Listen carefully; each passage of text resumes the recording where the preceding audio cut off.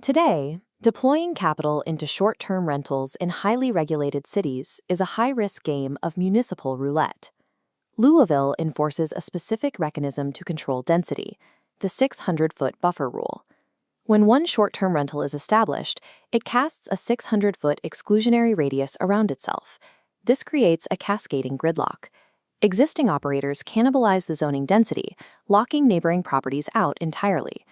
If you want to operate a non-owner-occupied rental in these standard residential zones, you are legally required to obtain a Conditional Use Permit.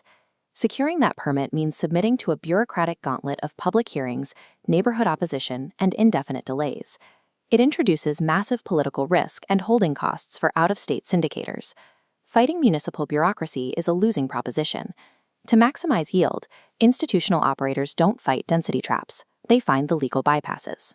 This brings us to 1256 South 3rd Street, a $1.15 million Second Empire mansion built in 1884. It sits on a corner lot in the Old Louisville district and spans nearly 7,700 square feet. The actual value of this asset lies in a specific legal distinction. The parcel holds mixed commercial and residential zoning. This map illustrates how that classification neutralizes city density regulations.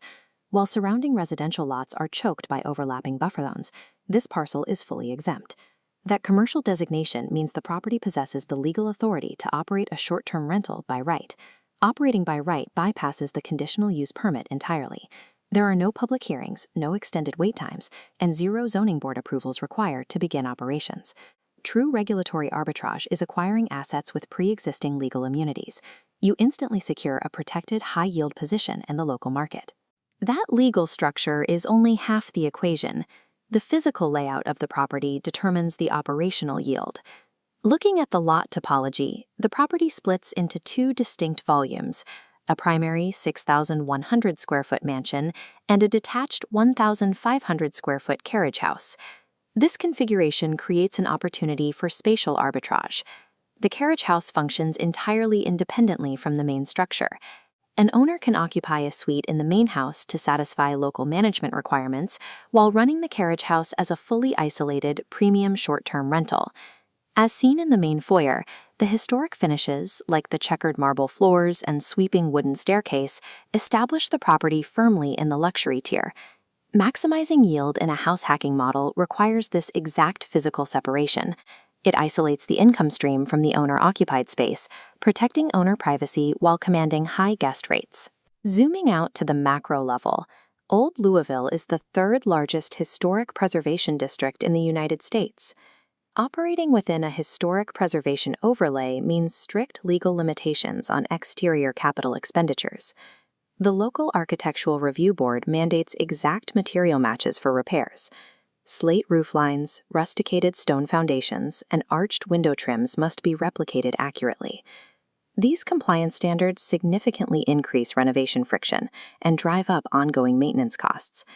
But sophisticated capital views these exact restrictions as a defensive moat because the Preservation Board enforces aesthetic scarcity. Their stringent regulations prevent developers from dropping cheap, high-density new builds into the neighborhood. The heavy capital expenditure friction is the price of admission. The overlay permanently defends the neighborhood's luxury valuation and shields existing operators from market saturation.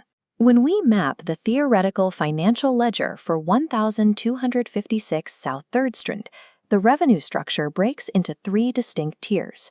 Tier 1 is the first-floor innkeeper suite, operating as a zero-yield space for the owner or manager. Tier 2 is the detached three-bedroom carriage house, commanding approximately $230 per night. As this ledger shows, Tier 3 represents the five-bedroom upper suites in the main mansion.